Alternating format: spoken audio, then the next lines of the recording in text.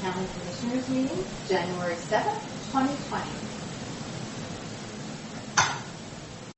That sounds right, but I forgot. Good morning. It is 9 o'clock for a regular Tuesday morning board meeting for the first one of the new year. Welcome, everybody. We have the full complement of commissioners sworn, Keith, our administrator, Karen, our clerk, and we do have an audience sworn. So if you would join me with a pledge, please. The Pledge of Allegiance to the flag of the United States of America and to the republic for which it stands, one nation, under God, indivisible, with liberty and justice for all. Thank you. First item on the agenda is we have minutes for November 26, December 3, December 10, and December 17th. If there's no addition, changes, or corrections, I'll sign them as presented. They look good to me. Hearing nothing. Pam, please. We have our Hanford Community 2019 activities.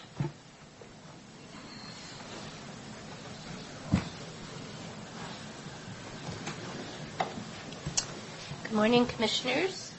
It's a pleasure to be back here again, but this will be my last time. I'm going to be retiring in May.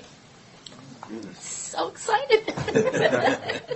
I've been in this position for 25 years, so it's been a great opportunity, but now new things are out in the future. I would like to thank Commissioner Didier, who has served both on the administrative and governing board of the Hanford Communities and has done an outstanding job in representing Franklin County. We'll start just with year in review. So at this time of year, we build an issue agenda, which are my marching orders for the rest of the year. Our chairman, Mayor Thompson, and I met with the DOE site manager, Brian Vance, to get a sense of what his priorities are. We're very lucky to have a really strong site manager at this point in time. He's really doing a good job of pulling together the two sides of Hanford Tanks and Central Plateau. He gave us some really good suggestions. This will be presented to our governing board meeting on Thursday, the 16th of January. We're fortunate to have a contract with the Department of Ecology that allows us to do outreach to people in the region. We produce programming for local access television.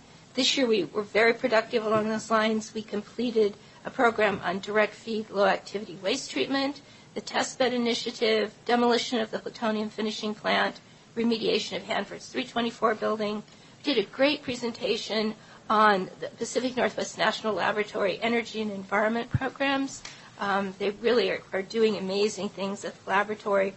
And the most recent one, which isn't on TV yet, but it's very close, Hanford Past, Present, and Future, a look at the 30 years of the Hanford cleanup. We maintain a website and a speakers bureau. We had 113 contacts in Washington and Oregon this year for the speakers bureau, and 3 newsletters, which all of you have received. Meetings this year, as I mentioned, we've met with site manager Brian Vance 3 times. We've met with the Director of Ecology's Nuclear Waste Program here in Olympia. One of our challenges has been the State Department of Ecology, which hasn't had much respect for the views of local elected officials and the people in our region as far as we're concerned. And we're very excited. There'll be a new director starting tomorrow, and we're hoping for a fresh start. So we'll be requesting a meeting with her. She comes to the department from the Attorney General's office, where she was the head of the ecology program for 5 years. People that I know that work for her have respect for her. So we'll see if we can bring some balance back. We've had frequent communication with Congressman Newhouse and his staff here in D.C. I've had a chance to meet with Senator Cantwell and Senator Murray to express the Hanford community's priorities and concerns. And we have had frequent communication with Senator Murray's staff. As you saw in the paper this year, the Hanford budget exceeded what was asked for by anyone. And that's a reflection of our members of Congress and their staffs. So the budget year is going to be excellent for 2022. for 2020. Senator Murray has 2 new staff people, and they both just hit the ground running. Let's see. We had Secretary of Energy, Secretary Perry, here in October to celebrate the completion of the K-Basin sledge removal to the Central Plateau. It was very personable. We enjoyed talking to him, and he resigned 2 days later, so we were disappointed about that. But the gentleman that's taken his place, we have good confidence in. He's been with the department for a while, and he's very well respected. We've also had frequent communication with Undersecretary Paul DeBar.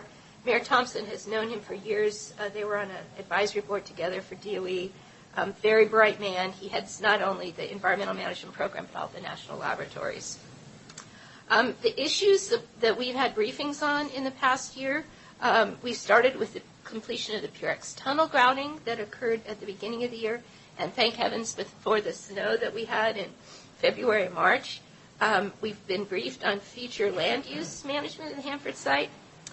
Not very hopeful that there will be much public access due to the waste treatment plant being there and the safety basis for operating a chemical nuclear facility. We have been briefed on status of the waste treatment plant and the test bed initiative, and we've continued to be updated this year on the progress of demolishing the plutonium finishing plant. It is very close to being done, and that's really good for our region. Let's see. We've also been briefed on a new 3D computer program that shows where contamination is at in the soil, so it's going to be very helpful in figuring out how to continue the cleanup in Hanford's Central Plateau. Another challenge and issue that we've encountered this year is that the Department of Energy is in the process of issuing 3 new contracts at Hanford. The Mission Support Alliance, which is site services, was the first one to be issued. It will be a traditional contract. They're debriefing that this week. The second contract deals with the Central Plateau, and that was won by a coalition of companies, and the head of that will be Scott Sachs.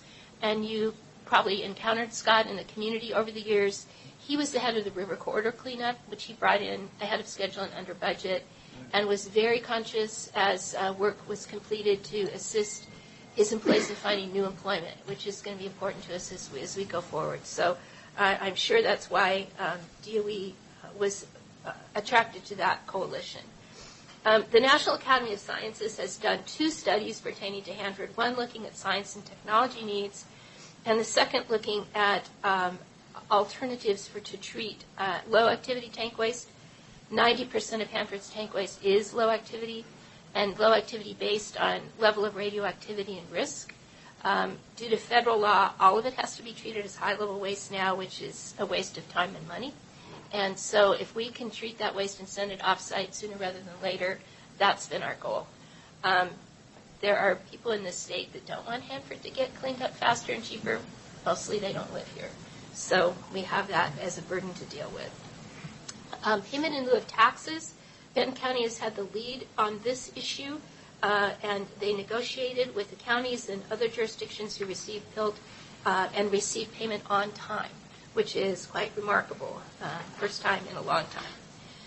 We're all of our jurisdictions are part of the Energy Community Alliance, which is an association of the cities and counties around DOE cleanup sites across the country. We've had a leadership role with that organization, and we will continue to do that. Mayor Brent Geary from West Richland was elected as vice chair of ECA.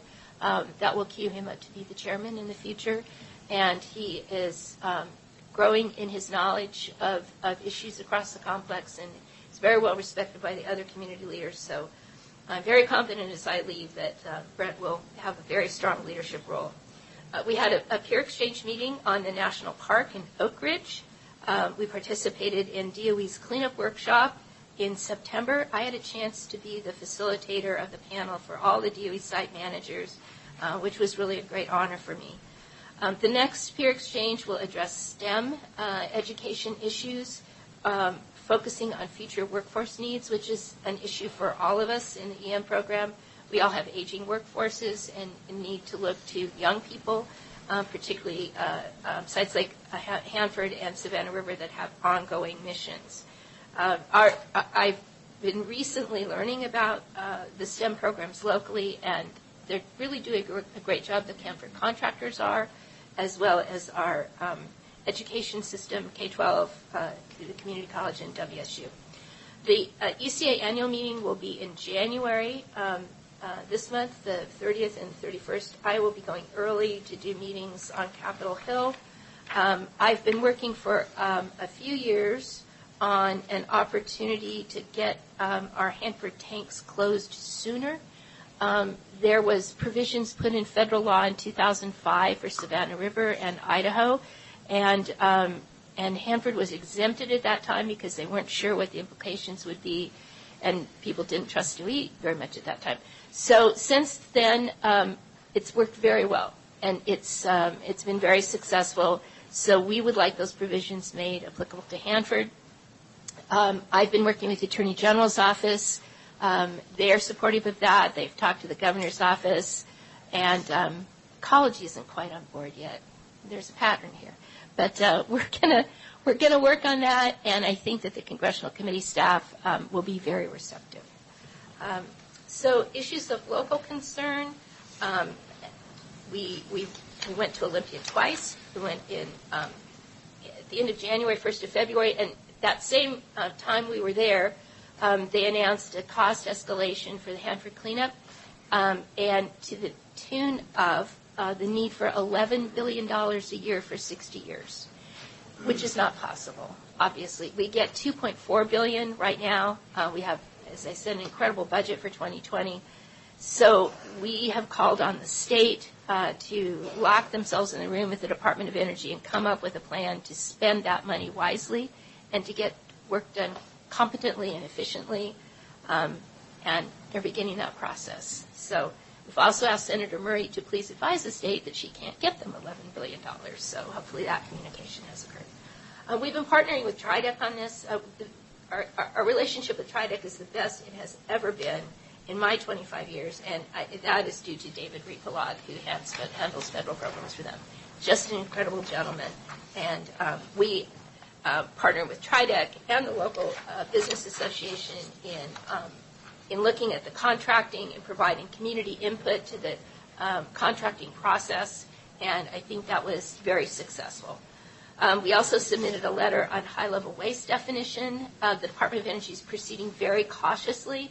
Instead of attempting to change federal law, they are interpreting their own rules and regulations to allow them to treat just one waste stream so far based on what it is versus where it came from. And it's 10,000 gallons of liquid at the Savannah River site. The state of South Carolina fully supports them. So we'll see how that proceeds. Hopefully it doesn't get appealed to the federal court system. If it does, their circuit court's a little bit more friendlier than ours, and we'll see if we get a good decision. So we're not headed towards the Ninth Circuit on that one. Let's see. Permafix, a local company, treated some tank waste, grouted it basically, and shipped it to Texas a year and a half ago. They have a great opportunity to do that in the future, and we've been strong advocates for them. I've continued to participate with the TRIDEC Energy Park Committee, and I've been asked to be on the Nuclear Industry Committee, which I'm honored to do, and obviously that's a great opportunity for our region. And I'm anticipating that Energy Northwest will be talking more publicly in the near future about a small modular reactor.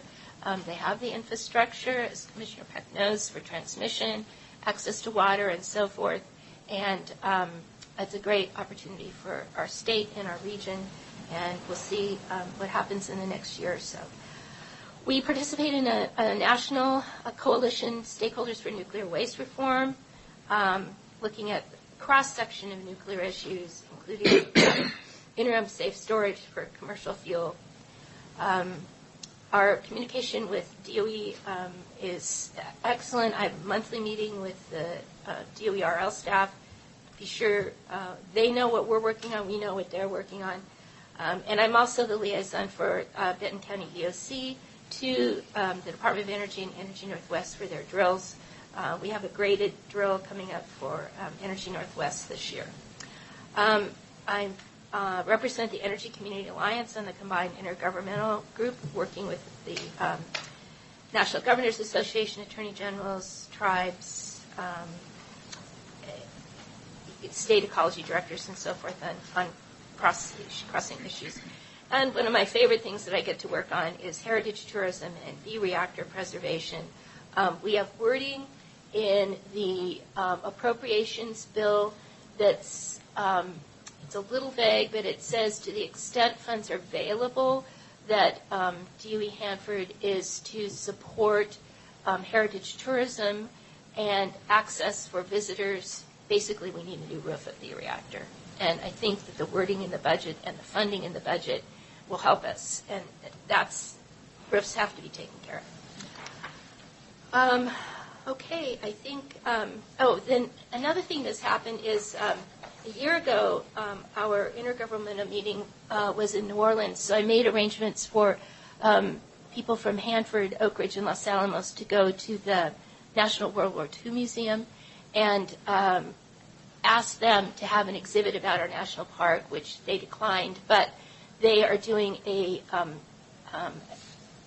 an outreach program of education to high schools, and the focus of the program this year is the Manhattan Project. They were only going to go to Los Alamos, but I got them to come to Hanford. They picked a student journalist from a Richland high school, and it will be broadcast to schools across the country.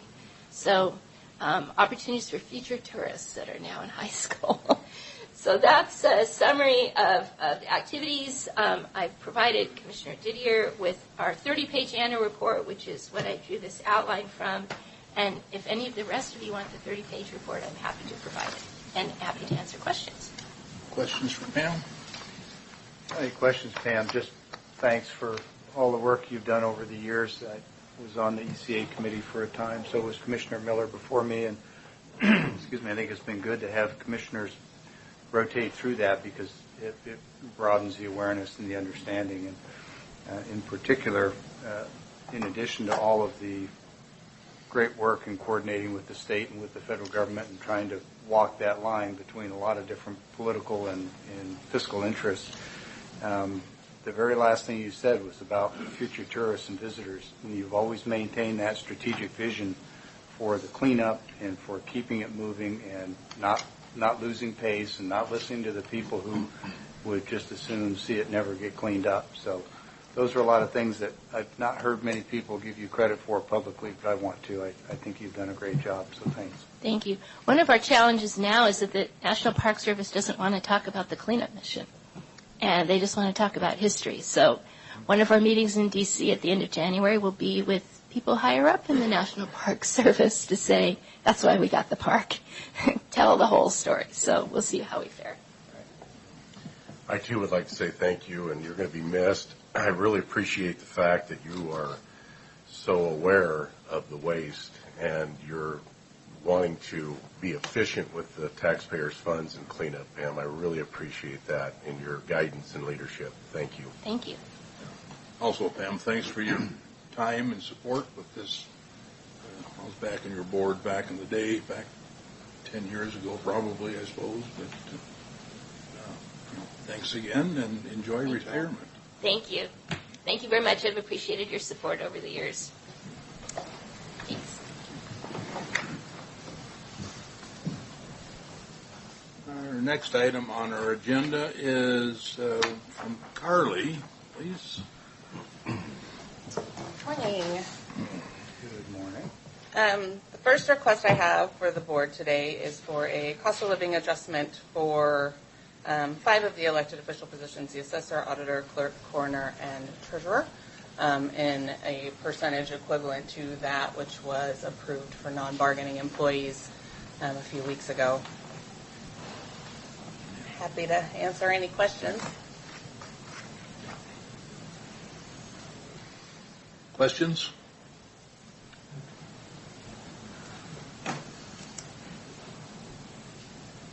Keith, do you have any thoughts on this? I think our consistent practice has been to try to keep elected official salaries consistent with our non-bargaining employees. recommend the approval of this. I recognize the second one affects me personally, but I do want to. Oh, just on the first one. I know for we're now. just speaking about the first one. I think it makes sense and it's appropriate to recognize that these are. I'm not speaking directly into. There we go. Thank you. I think it's appropriate to consider the fact that we are trying to maintain salaries and compensation in line with inflation and recognize that increasing costs for everyone, and for that reason I would support this recommendation. So, Carly, in the ASR under recommendations, recommendations for approval are from the assessor, the auditor, clerk, coroner, and the treasurer, who are recipients of it, and I think it's fair for them to weigh in and give their recommendation. I'm frankly a little more interested in the recommendation of our professional HR/compensation staff. This is your area of expertise, and when we've looked at various bargaining unit agreements and non-bargs, we've established a pattern, a practice of looking at other similar-sized counties and comparing ourselves to see where we are on the pay scale. Are we high? Are we low? Are we about in the middle? All with the same objective, which is to make sure that we're compensating people well enough that we can attract the kind of talent and experience that we need, and at the same time retain quality people. I think we all know if you get too far behind on the compensation curve, you lose good people, and if you get too high, you're overpaying. So I don't recall a study of these positions for comparable counties recently. Maybe we did one and I forgot, but what are your thoughts on pay comparability? As I think I've shared with the board before, elected official salary is something that's based less on any contemporary compensation principles and much more on politics. So I generally, over the last several years, I don't make a recommendation when it comes to elected official salaries. That being said, I did pull some data, and if you look at the counties that we generally use as our comparable counties for our employee positions, Lewis, Walla Walla, Whitman, we're well ahead of the elected official compensation in those counties. If you throw Benton County in there, which we generally throw in as a factor because we share a labor market with them, we are, even with this increase, behind Benton County by about $14,000 a year. So we're behind Benton, and we're ahead of the other comparators. Correct. And of all the ones that you're comparing, the ones that are probably have the most impact on our ability to attract and retain quality people would be the ones we live next door to. Correct. Okay. Thank you. Yeah, I guess I fail to remember that we even pulled out the other elected officials from the non-barg, quote, non-barg positions. I was surprised to hear that they didn't get the same non-barg COLA as the courthouse or anybody else. So we did that a couple of years ago before we did the compensation study for the very reasons that I just discussed in terms of their compensation. Mm-hmm. The discussion we had last year when we discussed their COLA, I believe, was around, there's a potential if you tie the non-bargaining salary or the elected official salaries to the non-bargaining salaries, there's certainly the potential that then elected officials could advocate for non-bargaining salary and increases with their own interests in mind. I believe is what we talked about last year. Okay. Keith and I have discussed over the last several days, better ways to bring this, to bring this at the same time with non-bargaining, with the COLA for the board's consideration. I don't recommend, for all the reasons I've already stated, that we tie them back together. Okay. But I understand timing-wise we could do a better job. This is somewhat new for the county, and we're working to get it right. I will reiterate my recommendation that I've made before, that I would like to see the board set the elected official salaries for the duration of the term prior to the filing for that term, similar to how commissioner salaries are Same as handled. commissioners. Even though I understand that commissioner salaries are required to be that way, due to constitutional considerations and because you set your own salaries, but I think that can make a lot of sense for the elected officials as well, and then it's a non-issue, and then there could be no appearance of, advocating for salary increases with their own best interests in mind, and, kind of eliminate those arguments. Well, I too would like to see that. I would also like to see the fact that these are elected officials, as we are, and I would like to introduce a thought process here that any more salary increases would only be available, as you just said, on election years and a vote of the people of the county for granting those salary increases for the electeds and for the commissioners. So they would have to go to the vote of the people of the county for any more salary increases for the electeds and for the commissioners.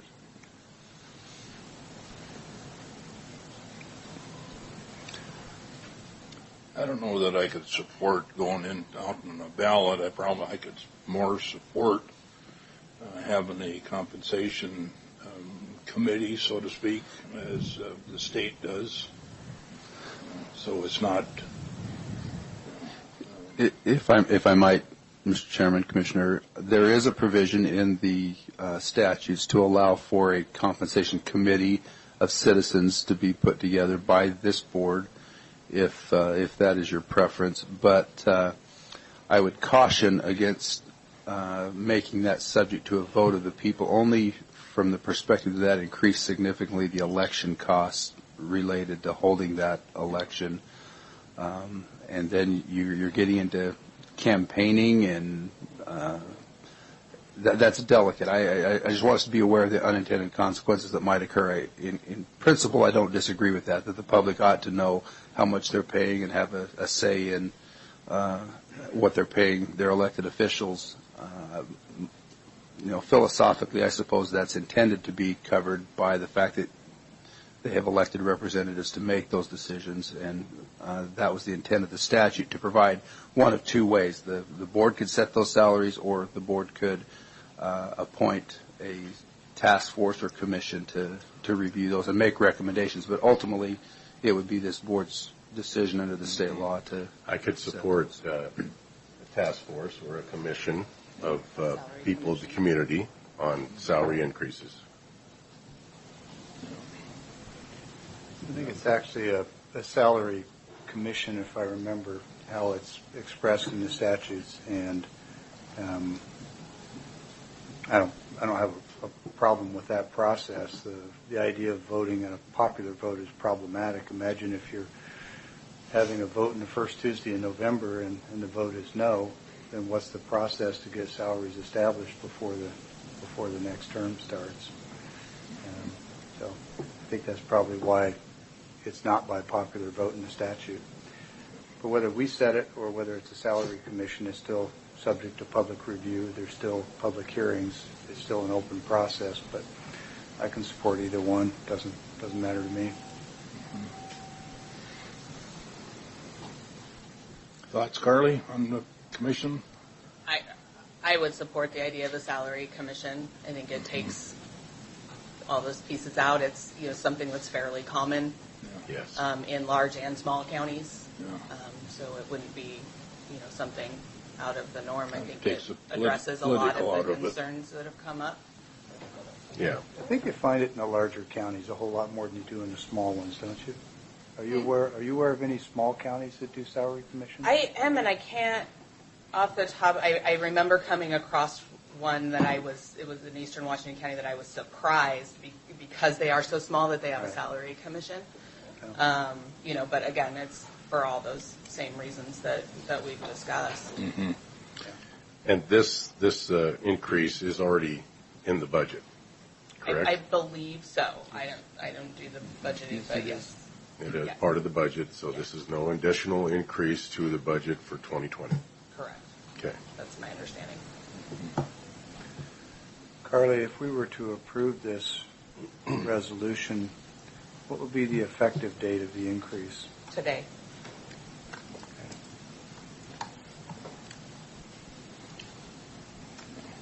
And that's one thing that I've talked about since I've been here 15 years is we don't go back to retro.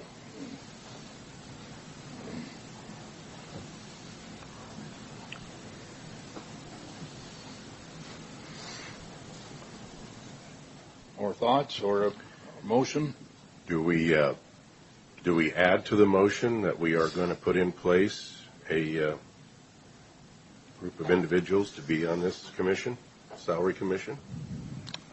You know, I certainly can't tell the board what to do here, but I would prefer that to be a separate action, only because it gives us time to kind of research the statutes of what's required for a commission and make sure we bring that back before the board for Yes, your approval. I would That's really It appreciate sounds that. like we got a head nod from all three as far Yeah. as the commission would. Yes, certainly a direction from the board for us to start that process. Yeah. So we can get that on the agenda for one of the next couple meetings. Certainly. Fairly soon, yeah. As soon as possible. Get some Exactly. legwork done on it. Yeah, it's going to take a little while to put something like that together, but And, of course, determine how many members we want on the commission. Sure. Then that's, to Keith's point, there's probably going to be some research involved in what's allowed, and then to bring the board some Right. options. Okay. All right. I can live with that. with that, we have, I don't know what resolution number this is, but, Yes. It's 01. 001. okay, 2020-001.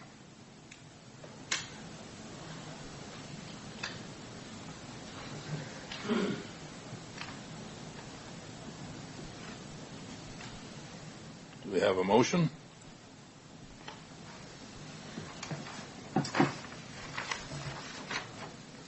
Mr. Chairman, I move that we approve 2020-001, correct? As presented. Second? Okay, any further discussion? All in favor? Aye. Aye. Thank you, Carly. Thank you. Good discussion.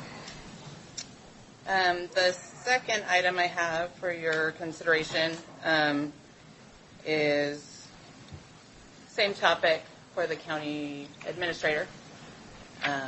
One of the things that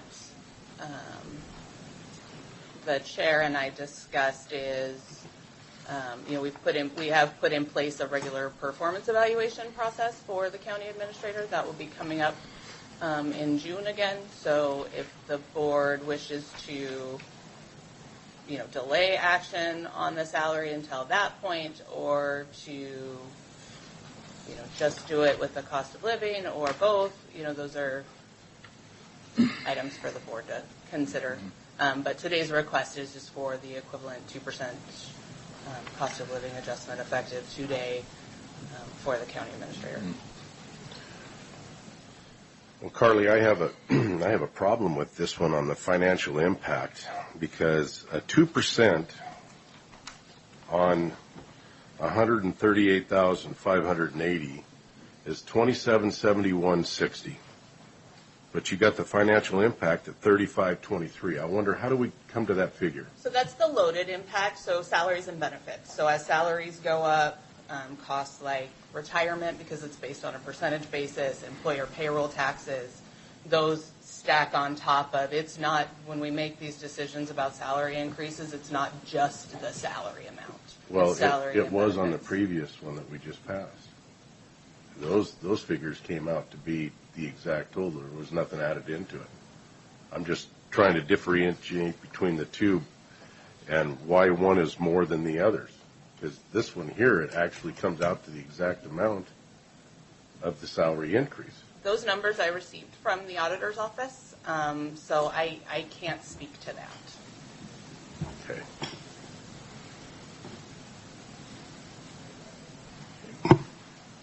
I do know that there's different costs associated with an employee versus an elected official. So there could be some of that at play, but the auditor's office provided me the financial impact. And I don't So see our I'm not auditor in the room right now because I'd like to ask the financial difference in the two different increases here. And it went from, in the first paper we got, it was 11,000. That was an error. These resolutions really gave me a bad time, and there are several iterations, and I apologize for that. But it was more important to get it right than to be right, so that's why we had a couple of revisions. Okay. Thoughts or emotion? So Carly, on the first one for the electeds, that was a COLA on the salary. The budget impact didn't reflect the impact on benefits and retirement, things that go with that, the loaded portion. Do I have that right? That's my understanding from Commissioner Didier. It should have, and I didn't check those numbers. I did. I went through and did the numbers on it. Well, whether it did or not, we've approved it. Sure. And so the only difference is that the fiscal impact may be a little bit higher than the number on the ASR. That wouldn't have changed my vote, so I'm not going to worry about it. But in the future, if we could, make sure that includes all the loaded numbers. Absolutely, and I will look into why that number didn't. Well, I see our auditor in the room right now. Mr. Beaton, On can the you? second one, the 11,253, was that for the salary and the load, or are we unsure? That was a mistake on the second one. The second one, the fiscal impact is 3523, and that is the loaded impact. Okay, so for the county administrator? Yes. Okay. All right, thank you. So, Mr. Beaton, we've got a discrepancy here on this, the COLA increase for the administrator. It shows financial impact at 3523, but at 2% on 138 is 2771. And is this including the benefits also in that financial impact? Yeah, my understanding is that when you ask for financial impact, it's the totality of it. So it would be all the other incremental costs that would be impacted by the base salary increase. But it wasn't on the other 5 elected positions on the previous. It was reflected differently than I can't speak. Yeah, when I did the math, I only came up, unless I did it wrong, that it was only a 2% COLA on the salary. There was no benefits package added in on that. Well, and I say the benefits package. I mean, if you have, if your salary goes up, we're required by law to pay more to PERS and pay more for L&I and all that. So whether or not that was calculated for one and not for the other, I know that's on the ASR, and so that's a question that I can't answer. I didn't write them. Okay. Well, I wrote them, but the numbers were provided by the auditor's office, just for the record there. Carly, if you would, just make sure that when you request those numbers from the auditor's office in the future, that it's clear that we're looking for salary and benefits, and I think it'll be fine. Of course. Okay. With that, we have a motion at 2020-002 in front of us.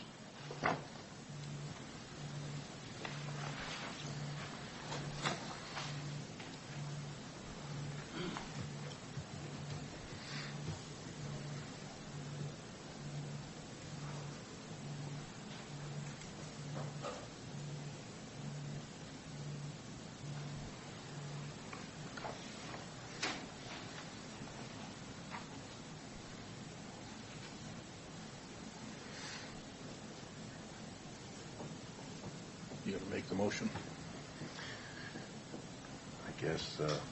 I guess I will. I move to approve 2020-002 as presented. Second. All in favor? Aye. Aye. Thanks, Carly. Thank you.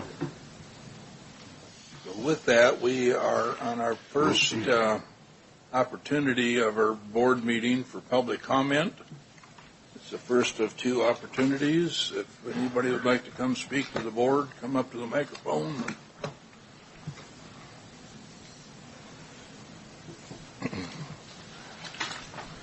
Well, I was the first one to stand up, so I guess I'll speak. Good morning, Commissioner. Morning. I'm a resident of the Franklin County RV Park. We spoke quite at length with Mr. Johnson and Mr. Didier. We've been the ones responsible for all the email bombs that you've been getting, Cheryl and I. I won't apologize, but it's a fact of life. You know, we have to do this. We have given you a new printout today. From my understanding from Commissioner Koch that the email did not carry through with the attachments, and we've done considerable research just on the living aspect of it, and then it was coincidental or not coincidental that the law that affects us directly in the city was passed in October, 2 months before everything came down. And as I explained to Commissioner Didier this morning, that 1 month before we had our meeting with Mr. Johnson, Keith Wilson had set somebody in a permanent spot again. So two permanent spots this fall. What I'm asking the commission is please take a considerable look at this issue. It's not just it's not a bunch of people who are retired and can afford to move. I shared with him one time when we've been leaving for a year. And we've been battling the battle. Just a year ago, they presented a contract. The first sentence in the contract said that we had to waive our rights under landlord-tenant law and the mobile home law. When I spoke with Mr. Johnson, he says, "Oh no," and that went away. But there's been errors in things for years, for at least a year that I've seen. And in the law that City of Pasco and that he presented to us, we found many errors in that, considering there's actually a case right now in Superior Court against the park model, and the person there, and by the way, the Attorney General, I just found this office yesterday. The Attorney General, they have their own mobile home division, has been fighting this fight for this lady.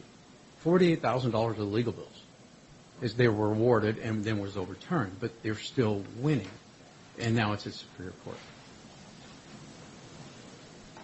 It's ironic that in October, the city of Pasco passes a law making everything happen. However, HUD, in the first of the year, 2019, passed a new regulation redefining RVs and redefining park models. If we'd all could look at the park models that are being sold now over on the coast, they're now called park model RVs. And there's just certain stipulations that they have to meet to be that consideration. Most simplest one is under 400 square feet. We would ask that, realize that the expense, and this is just for my case, when we were going to move to Spokane, $1,000. That's not counting when I didn't have a truck, but $1,000 for me just to move into a park with propane setup, deposits, rent, and all those things. And that's a lot of money for a lot of folks out there who flat out just don't have it. And then we presented, and I hope it all came through, some demographics, some issues with some of the trailers.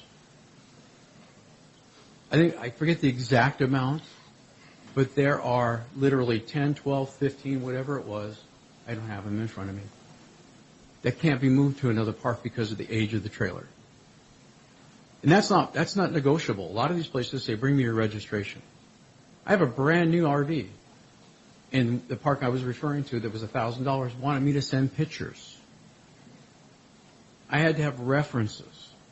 So it's not as easy as just 18 months later move. And that's the issue I'm addressing today is the county and the city, from the numbers that Mr. Johnson gave us, have not been compliant for almost 20 years, 2 decades. And now all of a sudden it's an issue.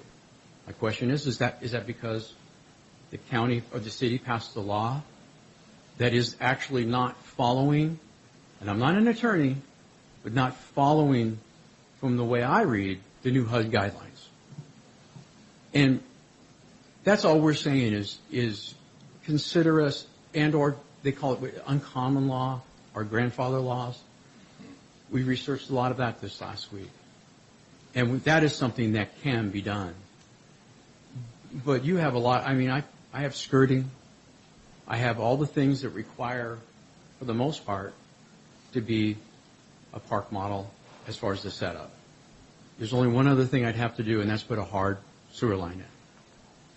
That's how detailed some of these laws are. And for somebody to sit in a desk somewhere and create a law without actually going out to a place or actually researching it, like we have, I think is an error in judgment. And there's a lot of different mobile home societies, RV societies, manufacturers that can better explain the requirements than I ever could. And I'm putting it to the commissioner, and we've asked several things, like a new contract to be presented without knowing our financial issues with, they wanted in the original contract our, do we owe money and who to. It's not the manager's business or anybody's business who we owe money to if we owe money on the RV. There's just a lot of issues that we brought up with Mr. Johnson, and we've left it on his desk because that's the proper place for it. But here at the commission, this is a decision you all can make, and I would hope and pray that you would think of the majority of those folks. They have 38 permanent sets, and the demographics, majority are people like every one of us. They're all senior citizens. Unfortunately, they're retired, disabled, living on a limited income, and can't afford that. And that's what I would leave with the commission today, is to reconsider any decisions you've done, and take a hard look at it. We would love to come out and show you some of the maintenance issues we have. 64% of the people have problems with the maintenance of the park. 64% have problems with the manager. But that's not the issue in front today. All right. Keith, I have one question, I guess. Has anybody discussed with Pasco about this last I will tell resolution they passed, or whatever you want to call They it? update their code periodically, and there was an update in October, but I don't believe it changed materially the impact to the Franklin County RV park. Mr. Gay has been very respectful, and I appreciate his comments both today and the times that we've been able to meet personally. I met with the park residents as a group to try to address some of their questions, and we've been responding to those. But we have never allowed what's called a park model, as he described, as in our facility, and without getting into a long, protracted discussion of definitions and the different pieces of state and local code that apply to the RV park, we are making a concerted effort to try to retain the RV park status as opposed to a mobile home park status. That's a key distinction. The state law defines what's a mobile home park and an RV park. Those units that are considered a park model, which is a specific type of RV, as he explained, those are the ones that we have not historically permitted in our park. But because we have allowed essentially permanent residence, long-term tenancy of our guests, that has triggered rights for these tenants under the state's Mobile Home Act. And our desire is to revert or return that facility to an RV park that is consistent with our own county ordinances, but also the City of Pasco's conditional use permit under which we operate. For us to make that a mobile home park would require us to register with the Department of Revenue at the state, to pay certain fees, to have certain regulatory effects in place, and make some changes at that level. When I say we, myself, I think our discussions with the board and discussions with the civil attorney have recognized that we have allowed this hybrid type of park organization to exist for some time, but in an effort to become compliant and to avoid additional costs or liabilities, the smartest course of action was to return this to its intention, was to be a support camp RV park facility for the Happel Center, as opposed to a permanent subdivision or mobile home park that you would typically see elsewhere. So all of the emotional and human impacts of this we're well aware of, and we recognize that there are individuals at the park that may have a difficult time with this transition, and that's the reason that that's part of the reason. Part of the reason was a legal one. We had to give them at least 12 months notice under the state's Mobile Home Act, but partly we want to make sure that they have adequate time to find other accommodations, and so we are working with them to give them up to 18 months. They would basically sign a 1-year lease for those long-term residents, and then at the end of that term they could sign an additional 6-month lease. The state's RV park rules only allow an RV to be in a park for up to 180 days. So that additional 180 days, we've agreed to allow them that. I know that's not convenient. I know it's a difficult thing, but that helps the county avoid liability, recognizing that there would be some other significant changes to that park we would have to make if we went the other way, and it could place a burden on the county. What liabilities does the county have or would incur? You mentioned that a couple times. What liabilities do they incur since and I would be interested in what claims have they had in the last 20 years since it's been a RV park? So, Mr. Chairman, I just point out with due respect to Mr. Gay, who I think has been very respectful, but public comment time, there are other people who wish to comment, and it's not workshop time. If we need a workshop, schedule one. Please do, because I've asked for one. I have, and we'll talk again, Mr. Johnson. Happy to do that. Thank you, Commissioners. I do appreciate your time. Thank you. Thank you.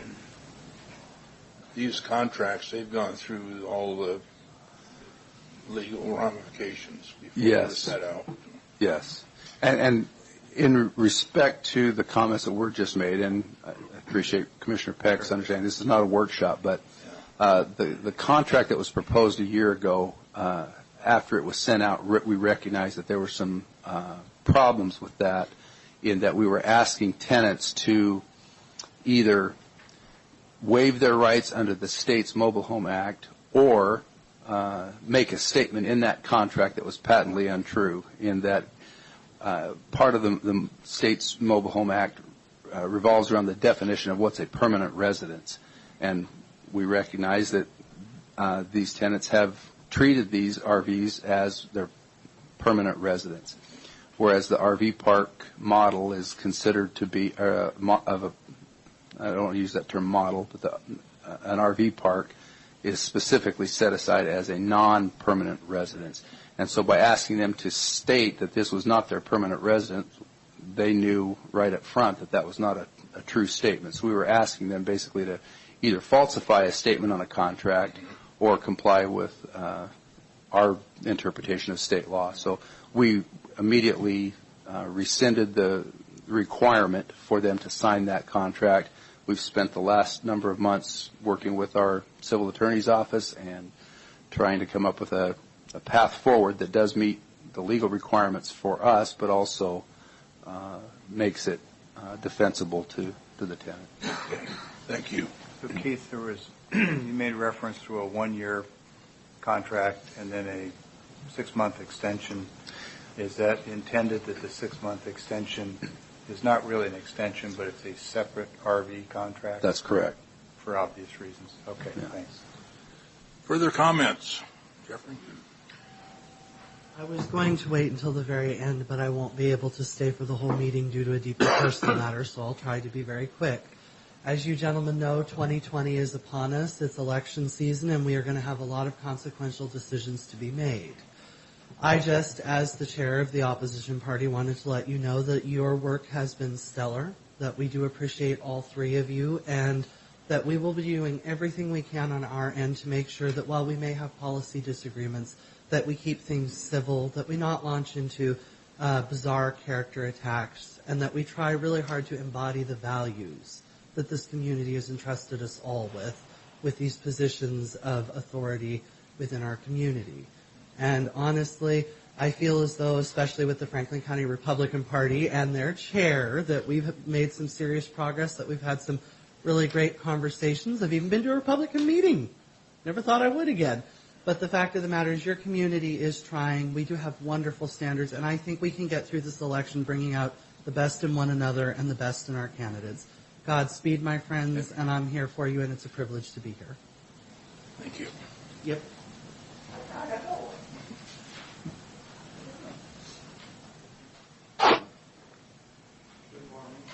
Morning.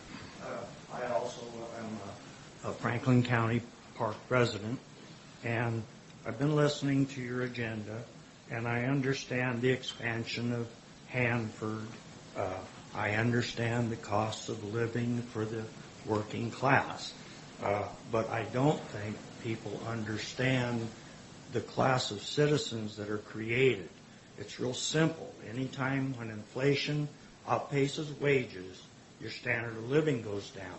You folks are discussing your health benefits and your cost of living, but what about the people on fixed incomes, single incomes, physically, mentally disabled?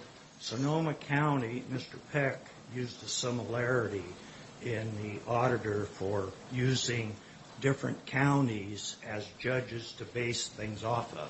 Well, Sonoma County just allocated $10 million and property for 200 people.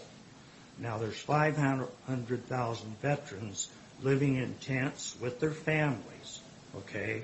So there's this different class out there that we keep looking at building, we keep looking at expansion, we keep looking at businesses, but look at the people that are created at the low income, kind of like the bottom of the ladder. Because you can interpret law. I did code enforcement for the city of Portland. I've worked federal. I've worked state. A county is just a small administrative body, but they're supposed to be for the people, by the people. Okay? What about this class? Everybody keeps moving forward. Places get bigger. What about this class down here? It's just inevitable. There's a certain percentage throughout history that's been created, and unless we, and you read about it all the time, what is the commissioner's long-range plans for the seniors, the veterans, the fixed income, mentally and physically disabled? All it is, in my mind, is it increases homelessness. That's all. And thank you for your time. Thank you.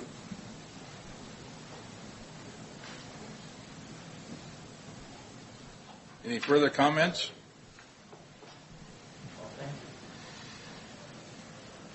Seeing none, we'll move on. Time to pay the bills, Commissioner.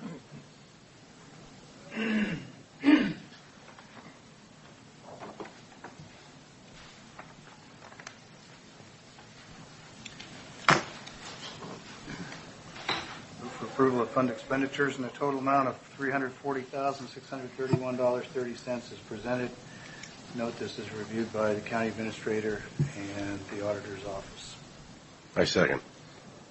All in favor? Aye.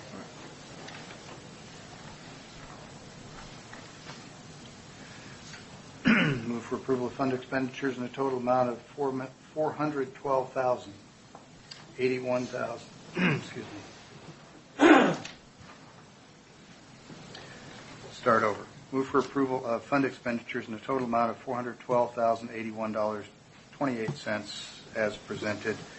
This has been reviewed by the administrator and the auditor's office. I second. All in favor? Aye. Aye.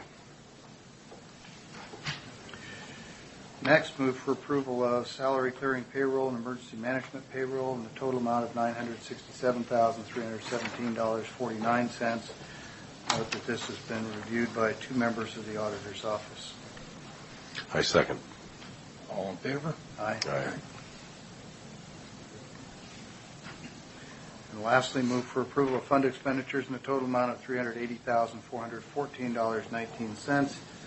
This, too, has been reviewed by the county administrator and the auditor's office. I second. All in favor? Aye. Aye. I think it's worth noting that the first two were actually finishing up December's that I had initials so that bills could go out. First three, I'm sorry. So that the bills could go out at a proper time. And so, thank you. With that, it brings us to a consent agenda with 15 items this morning. Move for approval of the consent agenda as presented. I second with discussion on 7, 8, 9, 10, and 15.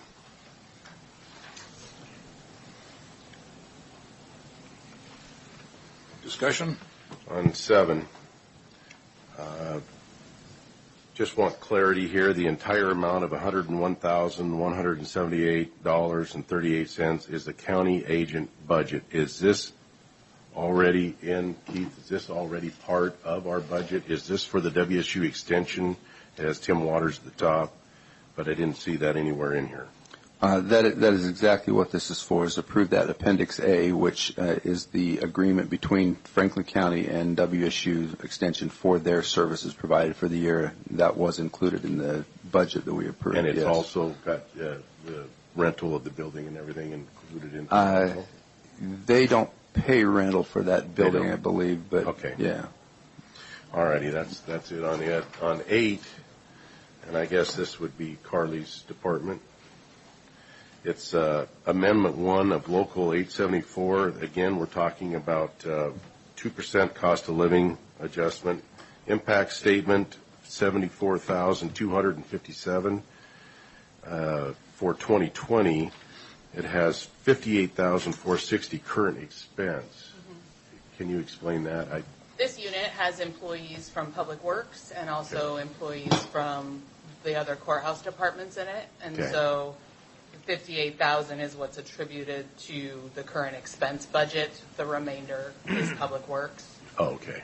So it's separating the two. In both cases, these expenses are already included in the 2020 budget. And so in item number 9, again, we're talking about $30,758 for 2020, zero in current expense. That's because there's no one in the road. It's the road crew.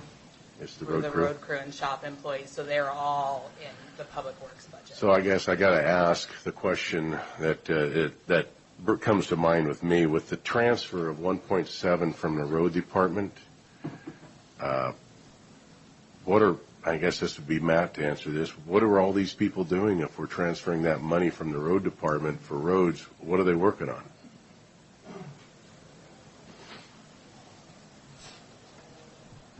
Well, they're doing what they do, and that's maintaining the roads. With what? We're stealing the money from the road department. You know, like we talked about during the budget process, with all the decisions that were made, we still have the ability to maintain the road system as it currently is. Where we have to make cuts is on preservation activities. Right. So even though we are still doing preservation activities, we're doing less, and we have to be a little bit more strategic about when we do our projects, because as the board knows, when we get federal funding or state funding, there's typically a match that goes along with that, which is a local match. And so we just tend to be a little bit more strategic on when we actually do construction projects based on the budget. So those are some of the things that we've done to accommodate our current budget. But other than that, I mean, we run a skeleton crew on our road crew as it is. We can't run with any less than what we have and provide any sort of maintenance. My question would be then, if we did keep that 1.7 in the road department, would we need to hire more people then in order to we wouldn't need to.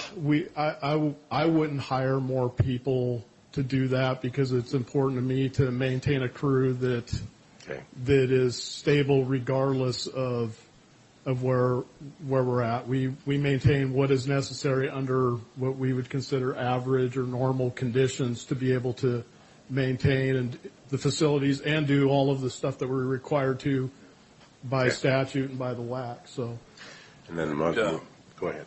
But like I say, if that revenue was there, you'd probably sub out some more stuff for major preservation. Correct. I mean, a lot of the preservation activities we do are contracted out, with the exception of chip seal. But this year, we've had to cut down, and we're only focusing on our major and minor collectors as opposed to any local access. So we're doing everything we can, and we're still believing this is going to be hopefully the weather stays. Yeah.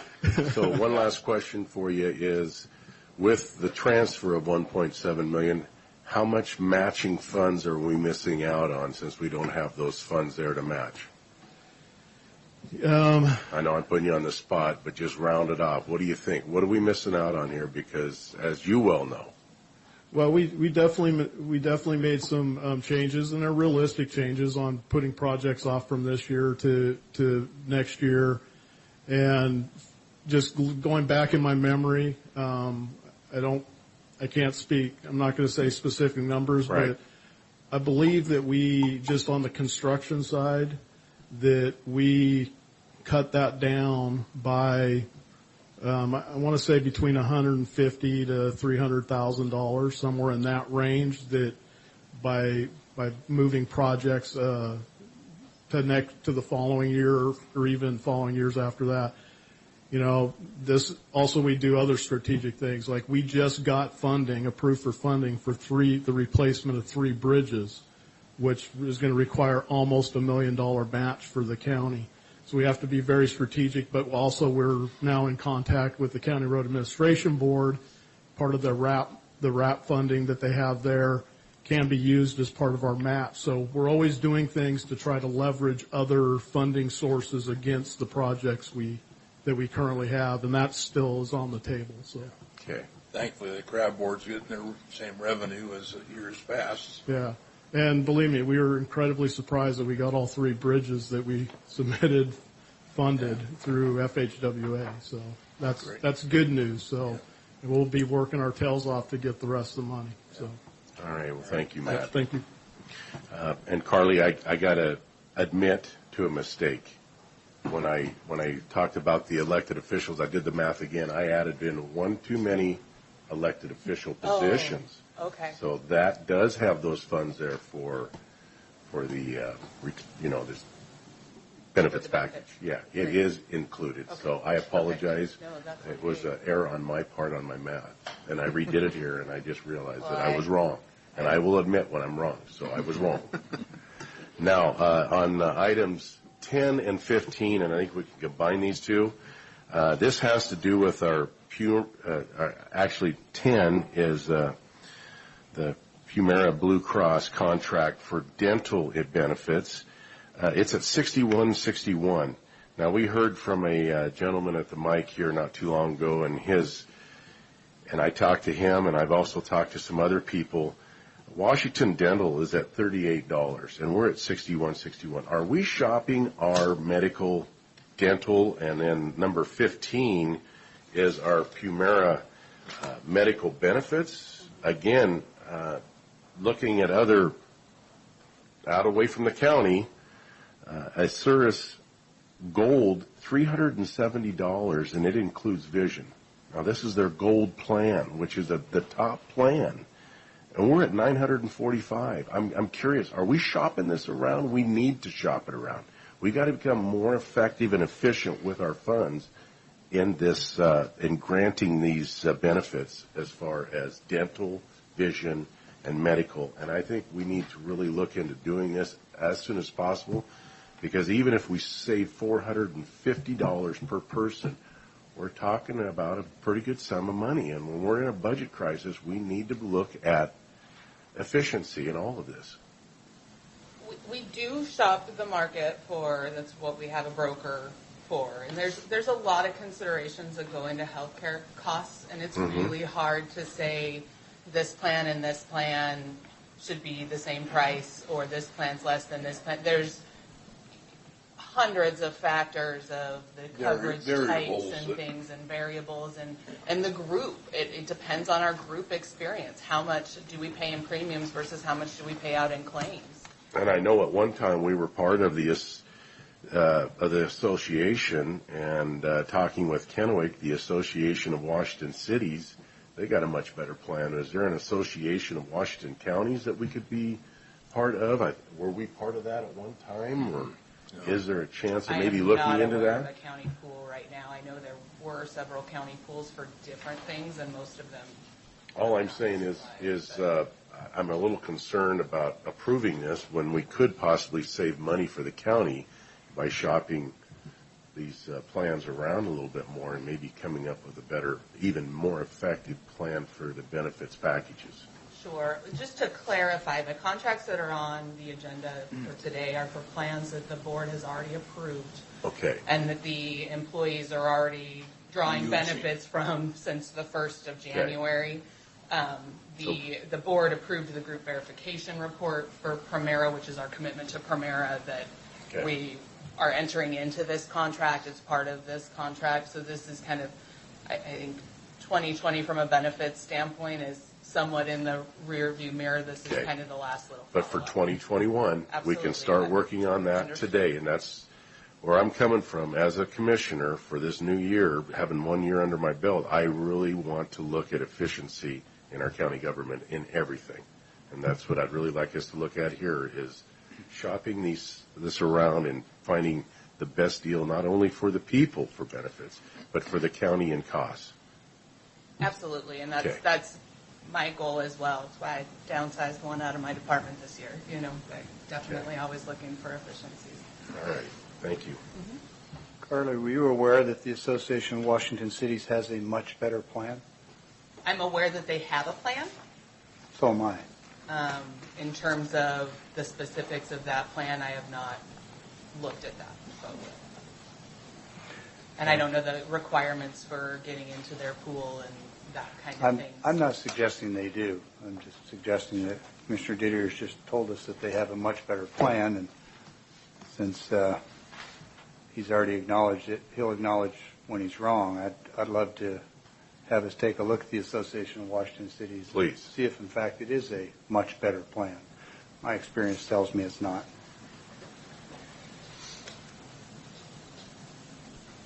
We used to be involved in what they call the Washington State Insurance Fund. Washington Counties. Maybe it was Washington County. Counties Insurance Fund. Pool. It was a pool. And they were going up like 10 and 15 and 20% a year compared to what Premera was doing for us with Conover doing the shopping. We put out the insurance a number of years ago and to independent contractors, as in Conover, and I know my broker up in Connell applied for it, and Conover came out best. They came out 2 years ago with different insurance, or 3 years ago maybe now, and it was terrible, even though it looked better on paper at the end of the year. Not a good experience for employees, terrible. That's for sure. Well, maybe we ought to just put it back out for that again this year. Let's let the competition reign the day. We do that every time. Yeah, and we should. The broker does. Yeah. They go to companies all across the country and compare. So, yeah, insurance is I say we do it again. Okay, is that the end of your comments? Yes, sir. So we have a motion and a second on the table. Any further discussion? All in favor? Aye. Aye. Opposed? Keith, please. Yes, I just have the taxing district levy letters that need to be signed by the chairman. These are consistent with the budget that we've adopted and the anticipated tax revenues for 2020. Yeah. State that correctly this year's going by fast, but not that fast. And so I just have those for chairman's signature today. I believe that's the only additional business I have this morning. Okay. I think with that, we are at a public comment. But Carly, do you have somebody to introduce us to? Good day, Heather Flowers. She is our new HR specialist, so filling that third position for 2020. She's been with us for just over a week now, so she's ready to go. Whatever you need, call her. Did you tell her she was filling 2 positions? She's aware. Okay.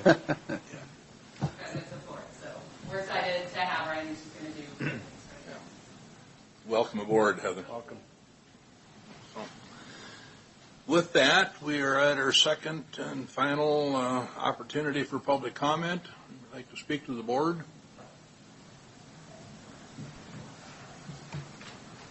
Seeing none, commissioners, anything further for the good of the board? I would just note, Mr. Chairman, that under Washington State statutes, unless my memory is failing me, and sometimes that happens, there's no need for all 3 commissioners to sign every one of these every week. The chair signs, and that represents the board as long as there's a record that there was a vote of a majority and approval. And so it's my recommendation that henceforth these things be signed by the chair and the rest of us save some ink. That is what the law speaks to. We can certainly prepare documents to that effect if that's the will of the board. At least recommend that the county administrator review the law, affirm that my recounting of it is correct, and if it is, then we can have that discussion. I don't necessarily need a decision today. I'm just We'll certainly verify that, but that's consistent with my recollection. But I'll get a signature stamp at the same time. Yeah. Mr. Chairman, I do have one question that's, I guess I'd just like some direction on. The National Association of Counties, of which we are a member, has their annual meeting coming up or their Washington, D.C. meeting coming up at the end of January. It overlaps first day of February, I believe, or the first weekend in February. In the past, Commissioner Miller has frequently attended that. I don't know if any of you are planning on attending or if you're... I'm planning on attending. Okay. I won't be able to. I have the court date over in King County for I-976, also our caucuses for the Republican Party. I have commitments already. And I'll not be attending. Okay. I know that registration is, I believe, due either this week or early next week, or to get the early. I think it just came out 10:15 today. It's register now for NACO, it says. Yeah.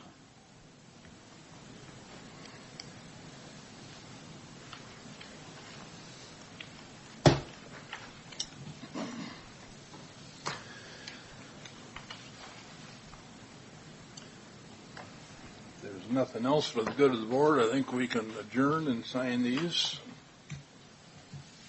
Thank you. How's Brian?